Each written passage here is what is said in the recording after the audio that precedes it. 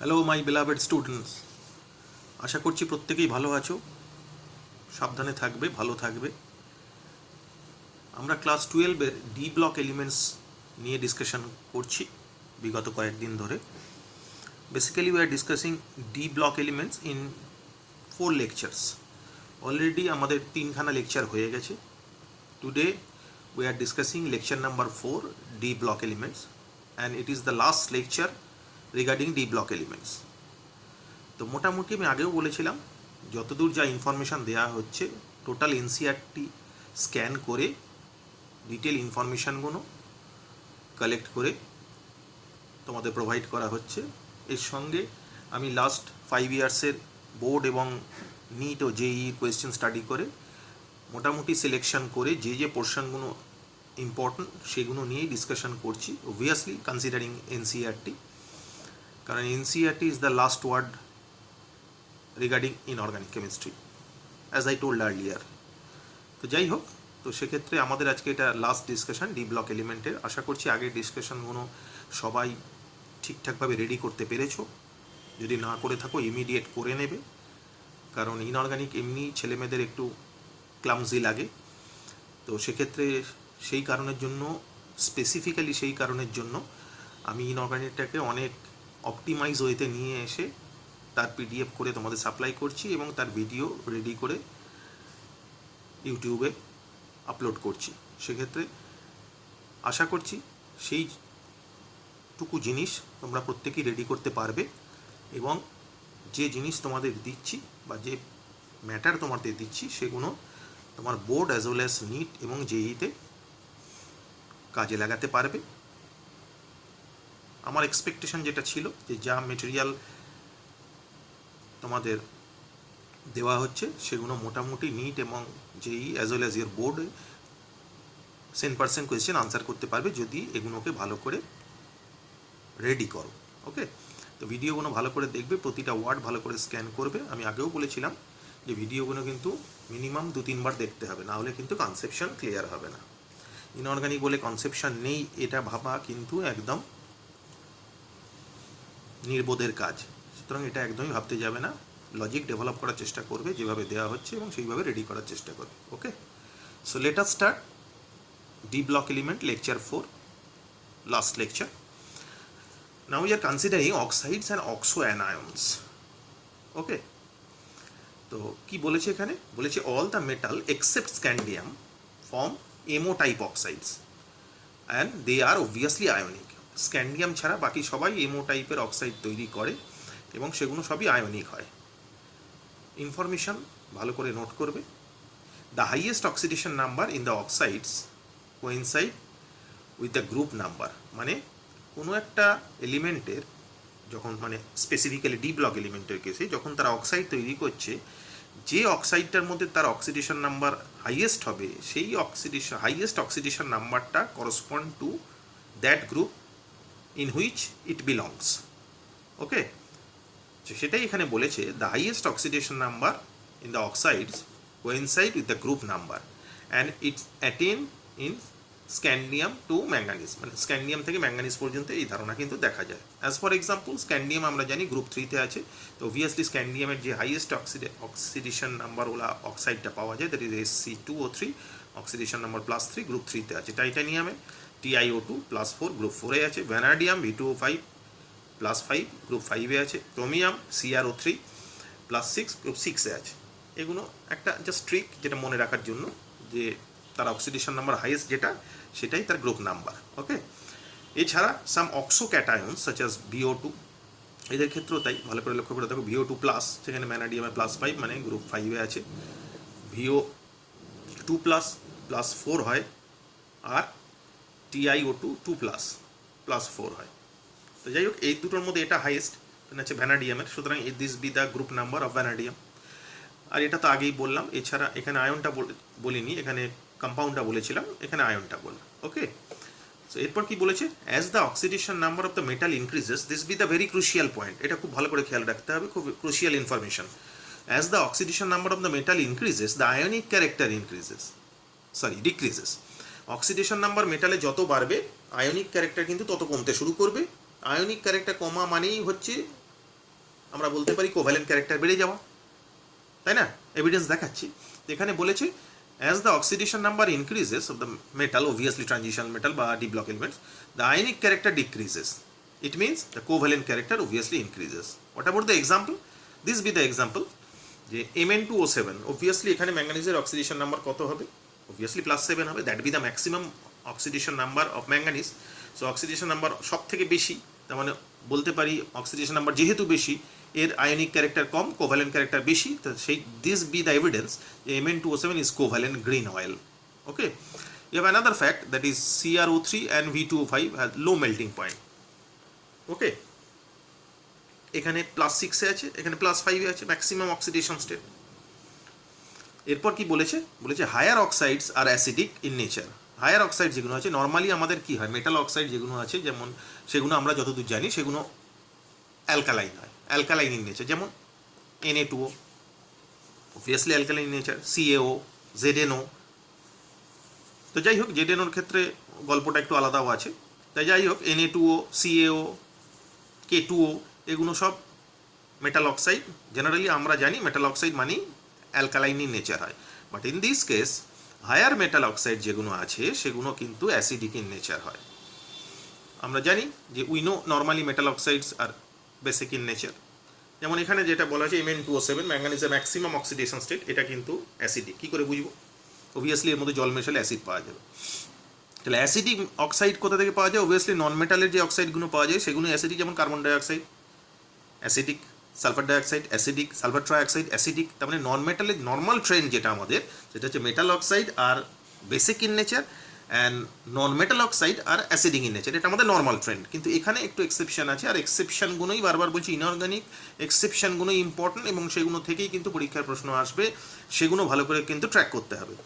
তো কি বলেছে, higher oxides are acidic in nature, মানে এখানে মেটাল অক্সাইড যেগুলো আছে সেগুলো কিন্তু অ্যাসিডিক ইন নেচার হয়। অবভিয়াসলি সব মেটাল অক্সাইড নয়, যেগুলোর অক্সিডেশন স্টেট বেশি তারা অ্যাসিডিক ইন নেচার। যেমন Mn2O7 এখানে ম্যাঙ্গানিজের ম্যাক্সিমাম অক্সিডেশন স্টেট +7 হয়, সেটা অ্যাসিডিক ইন নেচার, জল মেশালে HMnO4 পাওয়া যায়। বা CrO3 এটাও অ্যাসিডিক ইন নেচার, কারণ এখানে ক্রোমিয়ামের oxidation state maximum, that is +6, তাহলে এটাকেও জল মেশালে অ্যাসিড পাওয়া যায়। তার মানে বলা যেতে পারে Mn2O7 অথবা CrO3 আর অ্যাসিডিক ইন নেচার। ওকে, এরপরে নিচের দিকে যায় V2O5 ইজ অ্যাম্ফোটারিক। V2O5 আবার অ্যাম্ফোটারিক ইন নেচার। ইন্টারেস্টিং, ভালো করে দেখবে এই জায়গাগুলো প্রচণ্ড ইন্টারেস্টিং, কিন্তু মানে এর কেমিস্ট্রিটা যদি বুঝতে পারো তাহলে প্রচণ্ড ইন্টারেস্টিং, না বুঝতে পারলে কিন্তু ইন্টারেস্টিং নয়, এবং সেন্সটা ডেভেলপ করতে হবে, কেমিস্ট্রিটা ভালো করে বুঝতে হবে। মেটাল অক্সাইড অ্যাসিডিক, আবার নর্মালি আমরা জানি ট্রেন্ড মেটাল অক্সাইড বেসিক হয়, এখানে অ্যাসিডিক দেখা গেল হায়ার অক্সিডেশন স্টেটে। আবার দেখা যাচ্ছে অ্যাম্ফোটারিকও দেখা যাচ্ছে, যেমন V2O5 ইজ অ্যাম্ফোটারিক, ঠিক আছে। যেমন VO4 3- এই অ্যাসিডটা পাওয়া যায়, আবার VO2+ থেকে এই বেসটা পাওয়া যায়। তার মানে V2O5 অ্যাসিডও তৈরি করে, বেসও তৈরি করে। Definitely vanadium pentoxide is an amphoteric in nature. Okay, আর একটা খুব ক্রুশিয়াল পয়েন্ট যেটা ভালো করে দেখতে হবে, ভালো করে বুঝতে হবে, যে কোনো অক্সাইডের কেসে যত অক্সিডেশন নাম্বার বাড়বে তত কিন্তু তার অ্যাসিড স্ট্রেংথ ইনক্রিজ করবে। সেম এটা শুধু অক্সাইডের জন্য নয়, অক্সো অ্যাসিডের ক্ষেত্রেও তাই। যেমন HClO4, HClO3, HClO2, HOCl, এদের ক্ষেত্রে নর্মাল ট্রেন্ড যেটা, সেটা হচ্ছে যত অক্সিডেশন নাম্বার বেশি হবে তত তার অ্যাসিডিক ক্যারেক্টার বেশি হবে, অ্যাসিডিক স্ট্রেংথ বেশি হবে। Same concept is applied for this type of oxide. একই মেটালের অক্সাইডের কেসে অবভিয়াসলি আমরা এখানে ট্রানজিশন মেটাল নিয়ে কনসিডার করছি, সুতরাং আলাদা করে সেটা বলার অর্থ থাকে না।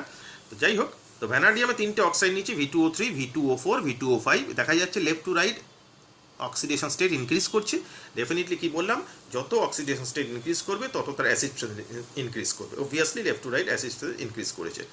সেটা কীভাবে এভিডেন্স? যেমন ধরো V2O3 basic in nature, V2O4 less basic, আর V2O5 একটু আগেই দেখলাম অ্যাম্ফোটারিক। তার মানে আমি বলতে পারি যে অ্যাসিড নয়, অ্যাসিড স্ট্রেংথ ইনক্রিজ করবে, কিন্তু বারবার বলছি সেটা মাথায় রাখবে। তার মানে এটা বেসিক, এটা লেস বেসিক, তার মানে এটা এর থেকে বেশি অ্যাসিডিক, আবার এটা অ্যাম্ফোটারিক, মানে এটা এদের দুজনকার থেকে বেশি acidic. So from left to right acidic strength কিন্তু ইনক্রিজ করছে। The concept, what is the concept behind that? যত অক্সিডেশন নাম্বার বাড়বে পার্টিকুলার একটা মেটালের অক্সাইডের, তত তার অ্যাসিডিক স্ট্রেংথ ইনক্রিজ করবে, ভালো করে মাথায় রাখবে। এরপর যেটা বললাম অ্যাম্ফোটারিক, V2O5 অ্যাম্ফোটারিক ইন নেচার, তার মানে অবভিয়াসলি অ্যাসিডের সাথেও রিয়াকশন করে, বেসের সাথেও রিয়াকশন করে। সেই রিয়াকশনটা এখানে দেওয়া আছে যে V2O5 অ্যাসিডের সাথে রিয়াকশন করে VO2+ সল্ট তৈরি করছে, আবার ভিডিও বেসের সাথে রিয়াকশন করে VO4 3- সল্ট তৈরি করছে, তার এভিডেন্স এটা। এছাড়া আরেকটা এক্সাম্পল যেটা CRO is basic but Cr2O3 is amphoteric. Obviously সেই একই গল্প, CROতে ক্রোমিয়ামের অক্সিডেশন স্টেট কত, অবভিয়াসলি হবে +2, আর Cr2O3তে ক্রোমিয়ামের অক্সিডেশন স্টেট কত হবে +3। তার মানে একই মেটালের অক্সিডেশন নাম্বার এটা থেকে এটাতে বেড়েছে, তার মানে এর থেকে এর অ্যাসিডিক ক্যারেক্টার বেশি হবে, সেটাই এখানে এভিডেন্স হিসেবে শো করছে যে এটা বেসিক, এটা অ্যাম্ফোটারিক, তার মানে এটা এর থেকে বেশি অ্যাসিডিক। ওকে, নেক্সট। সো এই মোটামুটি ডি ব্লক এলিমেন্টসের টোটাল ক্যারেক্টারিস্টিক্সের ইন জেনারেলাইজ ডিটেলস। ওকে, তো এই পর্যন্ত প্রত্যেককেই ভালো করে পড়তে হবে, বাকি যেগুলো দিচ্ছি সেগুলো অবভিয়াসলি ভালো করে পড়তে হবে। তো জেনারেলাইজ যে ডিটেলসগুলো ডিসকাশন করলাম সেগুলো একদম অপটিমাইজ ওয়েতে ডিসকাশন হলো, এবং সেগুলো প্রত্যেকটাই কিন্তু প্রতিটা ওয়ার্ড ইম্পর্টেন্ট, প্রতিটা ওয়ার্ড ভালো করে পড়তে হবে, প্রতিটা জিনিস ভালো করে পড়তে হবে, ভিডিওগুলো বারবার করে দেখতে হবে। এবার আমরা কিছু ইন্ডিভিজুয়াল কম্পাউন্ড নিয়ে করব, যে কম্পাউন্ডগুলো আমার রেগুলার বেসিসে খুব কাজে লাগে সেইগুলো নিয়ে একটু ডিসকাশন করব, এবং যেগুলো থেকে obviously board as well as NEET জেইতে প্রচুর প্রশ্ন আসে, তো সেই জায়গাগুলোর মধ্যে ডিসকাশন স্টার্ট হবে। তার মধ্যে one of the most important compound, all you know that potassium dichromate. This be the formula potassium dichromate K2Cr2O7। We know that it is obviously solid and colour is orange, এটা আমরা জানি প্রত্যেকে। যাই হোক, এর কী হয়, ক্রোমেটকে অক্সিডাইজ মানে H+ দিয়ে অ্যাসিডিফিকেশন করলে ডাইক্রোমেট পাওয়া যায়, আবার ডাইক্রোমেটকে অ্যালকালি সলিউশন দিয়ে রিয়েক্ট করালে ক্রোমেট পাওয়া যায়। It's a reversible reaction, acidic আবার অ্যালকালাইন। এর প্রচণ্ড ইন্ডাস্ট্রিয়াল ইম্পর্টেন্স আছে। What about the industrial importance? Generally use in leather ইন্ডাস্ট্রিতে ইউজ হয়, এছাড়া প্রচুর অ্যাজো ডাই তৈরি করতে, মানে অ্যাজো কম্পাউন্ড মানে এই ধরনের বন্ড যেখানে থাকে N double bond N, single bond এদিকে সিঙ্গেল বন্ড, এই ধরনের কম্পাউন্ড মানে যে কম্পাউন্ডের মধ্যে এই ধরনের লিঙ্কেজ থাকে তাদের অ্যাজো কম্পাউন্ড বলে। জেনারেলি ডাইয়ের ক্ষেত্রে দেখা যায়, যখন আমরা অর্গানিক পড়বো এর ডিটেল ডিসকাশন করব, তো সেখানে কিন্তু পটাশিয়াম ডাইক্রোমেটের ইউজ আছে। ঠিক আছে, so let us discuss about the preparation of potassium dichromate. কোনো ক্রোমাইট ওর নিয়ে, দিস ইজ ক্রোমাইট ওর নিয়ে তাকে অক্সিডাইজ করছি in presence of sodium carbonate. প্রথমে সোডিয়াম ক্রোমেট তৈরি হবে Na2CrO4। অবভিয়াসলি যে কোনো ক্রোমেটের কালারই কিন্তু ইয়েলো, এটা মাথায় রাখতে হবে। কালারগুলো খুব ভাইটাল, কালারগুলো কিন্তু খেয়াল রাখতে হবে।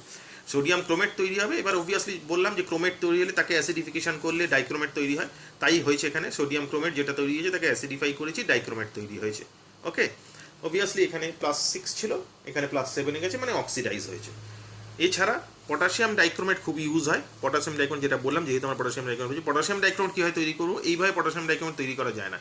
সোডিয়াম ডাইক্রোমেট তৈরি করার পর তার সাথে KCl এর রিয়াকশন করালে পটাশিয়াম ডাইক্রোমেট অরেঞ্জ কালারের সলিড তৈরি হয়, প্লাস NaCl তৈরি হয়। Okay, and this be the structural formula of chromate and dichromate. ভালো করে দেখবে, স্ট্রাকচারাল ফর্মুলা রিলেটেড অনেক কোয়েশ্চেন কিন্তু পরীক্ষায় ইদানিংকালে আসছে।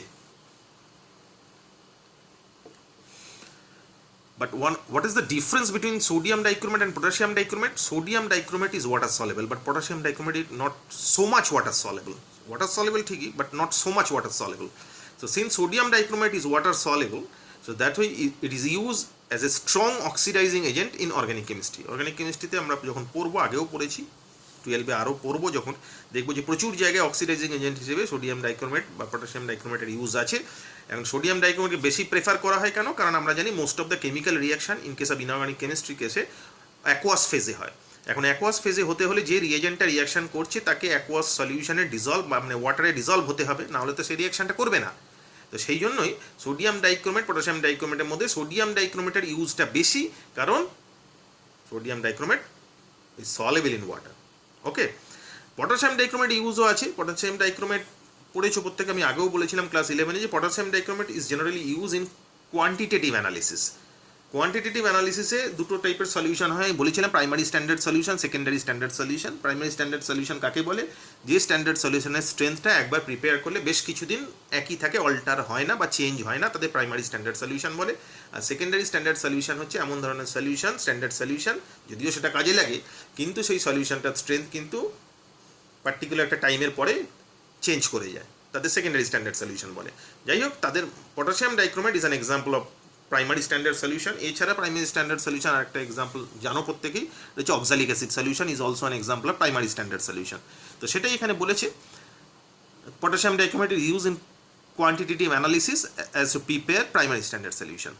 এবার potassium dichromate, one of the vital reaction that potassium dichromate is a strong oxidizing agent acidic medium, obviously acidic medium এটা strong oxidizing agent হিসেবে কাজ করে এবং নিজে অন্যকে অক্সিডাইজ করে, নিজে রিডিউস হয়। এখানে +6 ছিল, রিডিউসে +3 গেছে, মানে নিজে রিডিউস হয়েছে, অন্যকে অক্সিডাইজ করবে। What about the specific example? Specific example হচ্ছে standardisation of Mohr salt. Mohr সল্টের ফর্মুলা প্রত্যেকেই জানো, NH4 FeSO4 6H2O। এই মোর সল্টের স্ট্যান্ডার্ডাইজ করতে গেলে মানে আয়রনটাকে এস্টিমেট করতে হয়। আয়রনের এস্টিমেশনের কেসে কিন্তু পটাশিয়াম ডাইক্রোমেট ইউজ হয় এবং তার এস্টিমেশন রিয়াকশনটা প্রচণ্ড ইম্পর্টেন্ট। বিভিন্ন পরীক্ষায় বিভিন্নভাবে কোয়েশ্চেনটা এসছে। What about the reaction?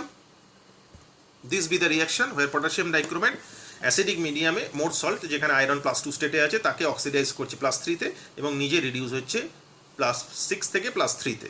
তো obviously this is the standardisation reaction of Mohr salt. এটা ইম্পর্টেন্ট রিয়াকশন, বহু পরীক্ষায় বহুবার এসেছে, ভালো করে ফলো করবে। সো মোটামুটি this is all about your potassium dichromate.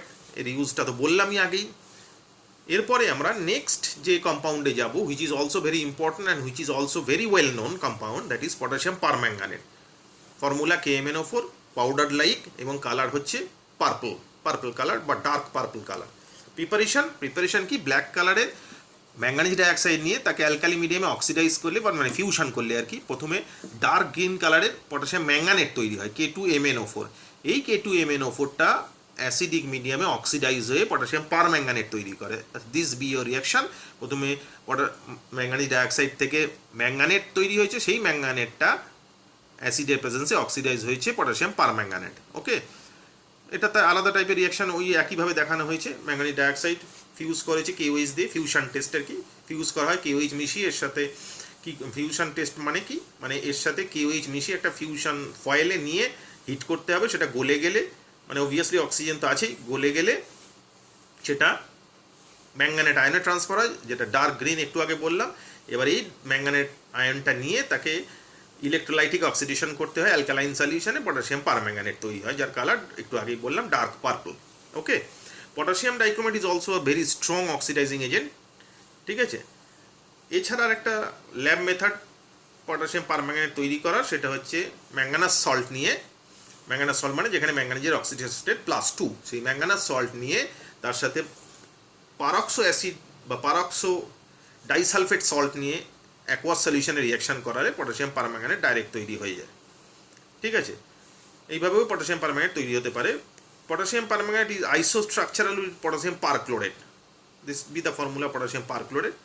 এটা নিয়ে আমরা ক্লাস 11-এ নিউমারিক্যালসও করেছিলাম, যেখানে ছিল আমাদের মিৎসার্লিস আইসোমারফাস ল, সেই দিয়ে প্রবলেমও করেছিলাম। যাই হোক, so potassium permanganate is a strong oxidising agent.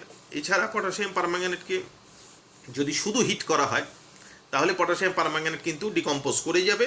এই দিয়ে প্রবলেম আসতে পারে, ABCD যে প্রবলেমগুলো জেনারেলি ইনঅর্গানিকে আসে এবং যেখানে কালার এবং কম্পাউন্ডের কনসেপ্ট থাকাটা খুব ক্রুশিয়াল। তো সেই জায়গাতে প্রবলেম আসতে পারে। একটা ডার্ক ভায়োলেট কালারের কম্পাউন্ড, অবভিয়াসলি কালারগুলো মাথায় রাখতে হবে, কিন্তু কালারগুলো মাথায় ডার্ক ভায়োলেট বলে সঙ্গে সঙ্গে স্ট্রাইক করতে হবে পটাশিয়াম পারম্যাঙ্গানেট। ডার্ক ভায়োলেট কালারের কম্পাউন্ড, যেটাকে হিট করলে it will decompose to produce green colour solid, that is potassium বা dark green colour solid potassium manganate with a black solid manganese dioxide with the evolution of a colorless odorless gas, that is oxygen. Very important reaction, বহু পরীক্ষায় এসছে, ভালো করে দেখবে, ভালো করে ready করবে। বারবার বলছি কালার এবং রিয়াকশানের সেন্স থাকাটা জরুরি। রিয়াকশান কিন্তু কোনো ক্ষেত্রে আমি ব্যালেন্স করিনি, সুতরাং এখন ব্যালেন্স রিয়াকশান লিখতে দেয় না খুব একটা। তো সেক্ষেত্রে বোর্ডের রিয়াকশান, বোর্ডের মানে এক্সাম ছাড়া, তো সেক্ষেত্রে নর্মাল রিয়াকশান এবং বেসিক কনসেপ্টগুলো মাথায় রাখলেই কিন্তু ব্যাপারগুলো তৈরি করতে পারবে। So now we have a structure of potassium permanganate and potassium manganate. Both are tetrahedral structure, দুটোরই tetrahedral structure, কিন্তু দুটোর কালার আলাদা। কেন? তার কারণটা হচ্ছে পটাশিয়াম পারম্যাঙ্গানেটের কালার পার্পল আমি বললাম একটু আগে, আর ম্যাঙ্গানেটের কালার গ্রিন। দুই টেট্রাহেড্রাল, কালার আলাদা কেন? বিকজ অবভিয়াসলি আমরা জানি কালার কেন ডেভেলপ করে, আমরা আগে ক্লাসে করেছিলাম যে colour develop due to DD transition. DD transition জন্য কালার ডেভেলপ করে, তো সেই কারণের জন্যই এদের কালার ডেভেলপ করেছে। তো পটাশিয়াম ম্যাঙ্গানেটকে যদি আমি দেখি, this be the formula of potassium permanganate, this will be the formula of potassium manganate.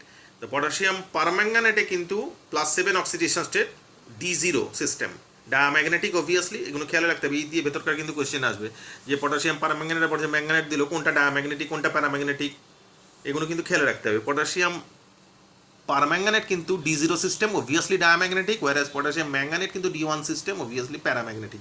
এগুলো খেয়াল রাখতে হবে, ক্রুশিয়াল জায়গা, নিট যেইতে অনেকবার এই কোয়েশ্চেন এসছে কিন্তু। ওকে, নাও দ্য রিগার্ডিং আমি বললাম যে potassium permanganate very strong oxidising species বা কম্পাউন্ড। যেমন অক্সালিক অ্যাসিডের সাথে প্রত্যেকেই পড়েছো একটা অটো ক্যাটালিসিস রিয়াকশন আছে, যেখানে অক্সালিক অ্যাসিডের সাথে পারম্যাঙ্গানেটের টাইট্রেশন হয়, অক্সালিক অ্যাসিড ইউজ হয়। Potassium permanganate solution is an example of secondary standard solution, ওয়ারেজ oxalic acid solution একটু আগে আমি বললাম প্রাইমারি স্ট্যান্ডার্ড সলিউশন।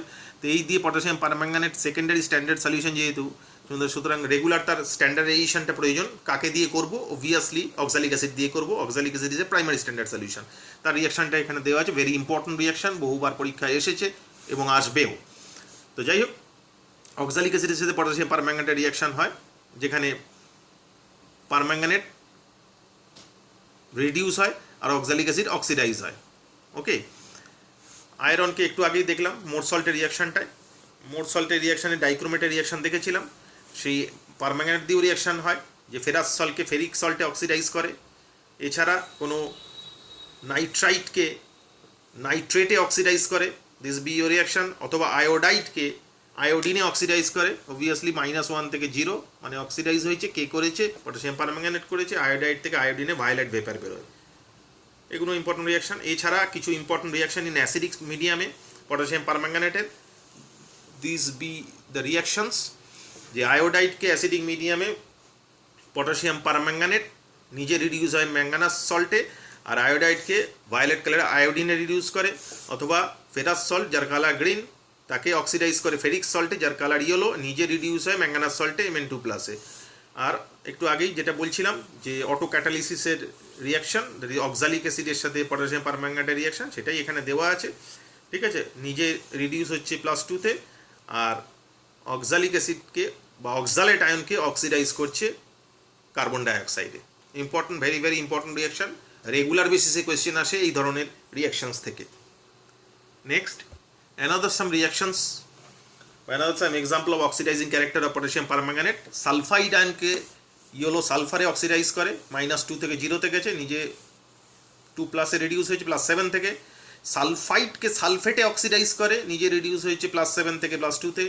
অথবা নাইট্রাইটকে নাইট্রেটে অক্সিডাইজ করে, নিজে রিডিউস হয় +7 থেকে +2-তে। দিজ রিয়াকশনস আর very very crucial reactions.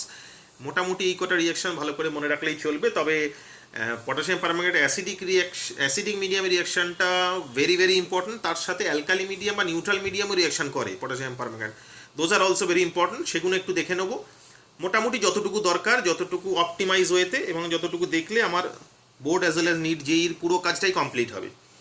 So reactions কী দেওয়া আছে? Reactions of potassium permanganate in neutral medium or finally alkaline medium বা ফেন্টলি অ্যালকালাইন মিডিয়াম, মানে হালকা ক্ষারীয় মাধ্যমে অথবা প্রশম মাধ্যমে reaction.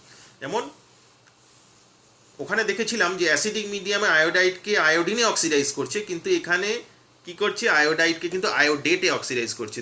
C the difference, these are very very crucial. আগে কিন্তু দেখলাম অ্যাসিডিক মিডিয়ামে পটাশিয়াম পারম্যাঙ্গানেট আয়োডাইটকে আয়োডিনে অক্সিডাইজ করছে, কিন্তু এখানে নিউট্রাল মিডিয়ামে পটাশিয়াম পারম্যাঙ্গানেট আয়োডাইটকে কিন্তু আয়োডেটে অক্সিডাইজ করছে। C the basic difference between. এই নলেজগুলো ক্লিয়ার না থাকলে কিন্তু মুশকিল, এগুলো ভালো করে দেখতে হবে। এরপরে দেখতে থায়োসালফেট H2O3, পটাশিয়াম পারম্যাঙ্গানেট H2O3কে সালফেটে অক্সিডাইজ করেছে, নিজে কিসে রিডিউস হয়েছে? MnO2-তে, +7 থেকে +4-এ। কিন্তু আরেকটা ইম্পর্টেন্ট রিয়াকশন, যেটা MnO4- in presence of Mn2+ reaction করছে, this be the example of comproportionation reaction. So in presence of ZnSO4 or ZnO as a catalyst to produce MnO2. Okay, আর একটা ইম্পর্টেন্ট ফ্যাক্ট যেটা, সেটা হচ্ছে in permanganate titration we use H2SO4। Permanganate, যে কোনো permanganate titration বা permanganate use করে টাইট্রেশনের ক্ষেত্রে always কিন্তু সালফিউরিক অ্যাসিড ইউজ, মানে অ্যাসিড মিডিয়ামে অবভিয়াসলি টাইট্রেশনটা হয়, এবং সেক্ষেত্রে কিন্তু সালফিউরিক অ্যাসিড ইউজ করা হয়, HCl ইউজ করা হয় না। এইটা কোয়েশ্চেন আসতে পারে কিন্তু। কেন? তার কারণ হচ্ছে পটাশিয়াম পারম্যাঙ্গানেট আমি একটু আগেই ডিসকাস করলাম is a very strong oxidising agent. এখন HCl ইউজ করলে কি হয়, HClকে ক্লোরিনে অক্সিডাইজ করে দেয়, যেটা সালফিউরিক অ্যাসিডকে পটাশিয়াম পারম্যাঙ্গানেট করতে পারে না, because sulphuric acid is a very strong oxidising acid. সেই কারণের জন্য অনেক সময় পরীক্ষায় কোয়েশ্চেন আসে কিন্তু যে why in case of titration using potassium permanganate sulfuric acid is used, not hydrochloric acid. This is the answer. যে H2SO4 ইউজ করে not HCl because hydrochloric acid is oxidise to chlorine, কারণ hydrochloric অ্যাসিডকে permanganate ক্লোরিনে oxidise করে দেবে। Okay, regarding uses এনসিআরটিতে page number 234 দেখে নেবে একটু ইউজেসগুলো। তো যা যা বললাম these are very very important, reactions oriented importance যেগুলো সেগুলো বললাম পটাশিয়াম ডাইক্রোমেট পটাশিয়াম পারম্যাঙ্গানেটের সাথে। এক্সপেক্টেড যা যা বললাম রিগার্ডিং 4 লেকচার্স, 4টে লেকচার্সে আমরা total D block element discussion করলাম। তো সেগুলো ভালো করে দেখলে I think it is more than enough for getting more than 95% marks in your board exam, and it is also beneficial for you for cracking NEET and JEE. তো ভালো করে দেখবে, বারবার ভিডিওগুলো দেখবে, রিয়াকশানগুলো লিখে প্র্যাকটিস করবে, তবে কিন্তু কনসেপশনটা ডেভেলপ করবে। ইনঅর্গানিক কিন্তু মুখস্থর ব্যাপার নেই, এখানে দেখলে আমি বেশিরভাগ রিয়াকশান কিন্তু ব্যালেন্স করিনি। কনসেপশনটা ডেভেলপ করতে হবে এবং কালারগুলো ইম্পর্টেন্ট, রিয়াকশানের কনসেপশনটা ইম্পর্টেন্ট এবং সেন্স থাকাটা জরুরি। এইটুকু দেওয়া হয়েছে, এইটুকু আশা করছি প্রত্যেকেই করতে পারবে রিগার্ডিং ডি ব্লক এলিমেন্টস। আর এইটুকু করলে আশা করছি বোর্ড এবং নিট জেইতে পুরো বেনিফিট পাবে এবং মানে পুরো আনসার করতে পারবে। ওকে, থ্যাংক ইউ।